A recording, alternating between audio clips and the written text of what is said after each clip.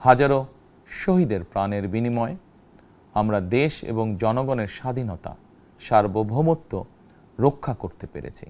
সরকার প্রধান হিসেবে প্রথম কার্যদিবসের দায়িত্ব পালন শেষে প্রথমবারের মতো প্রধানমন্ত্রী হিসেবে জাতির উদ্দেশ্যে ভাষণ দিলেন তারেক রহমান। শুরুতেই দেশে গণতন্ত্র এবং মানুষের অধিকার পুনঃপ্রতিষ্ঠার এই যাত্রালগ্নে দেশবাসীকে শুভেচ্ছা জানান তিনি। এই দেশ আমাদের সবার।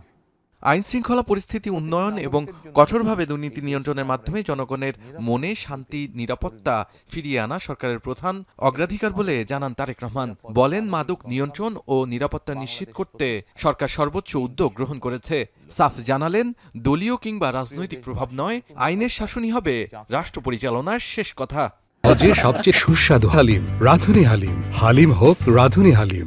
আইন শৃঙ্খলা পরিস্থিতির উন্নয়ন এবং কঠোরভাবে দুর্নীতি নিয়ন্ত্রণের মাধ্যমে জনগণের মনে শান্তি, নিরাপত্তা ফিরিয়ে আনাই হচ্ছে আমাদের সরকারের প্রধান অগ্রাধিকার।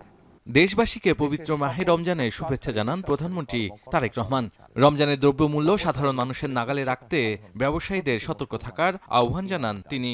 বলেন, রমজান মাসে নিরবিচ্ছিন্ন গ্যাস, পানি ও বিদ্যুৎ সরবরাহ করতে নির্দেশনা দেওয়া হয়েছে। দ্রব্যমূল্য যাতে সাধারণ মানুষের নাগালের বাইরে না যায়, এ ব্যাপারে ব্যবসায়ীরা দয়া করে সতর্ক থাকবেন। জনগণের দৈনন্দিন ভোগান্তির বিষয়ে নজর দিয়ে প্রথমেই যাতায়াত ব্যবস্থা ঢেলে সাজানোর কথা জানান তার ভাষণে। বলেন, ভোগান্তি কমাতে রেল যোগাযোগ নতুন করে সাজানোর উদ্যোগ নেওয়া হয়েছে। মানুষ তার নিজ জেলায় কিংবা নিজের বাসা বাড়িতে থেকেও যাতে সহজভাবে সঠিক সময়ে অফিস, আদালত, ব্যবসা বাণিজ্য করতে পারেন, সেই লক্ষ্যকে সামনে রেখেই সারা দেশে রেল যোগাযোগ ব্যবস্থা ঢেলে সাজানোর উদ্যোগ নেওয়া হচ্ছে।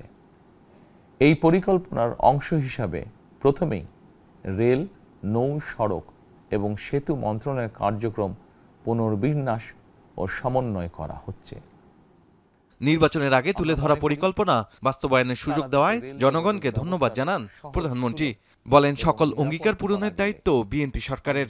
নবগঠিত সরকার গঠনের সুযোগ দিতে যারা বিএনপিকে ভোট দিয়েছেন কিংবা দেননি অথবা কাউকেই ভোট দেননি, এই সরকারের প্রতি আপনাদের সবার সমান অধিকার। বিএনপি সরকার শাহাদাত অভ্র, এখন, ঢাকা। দল, মত, ধর্ম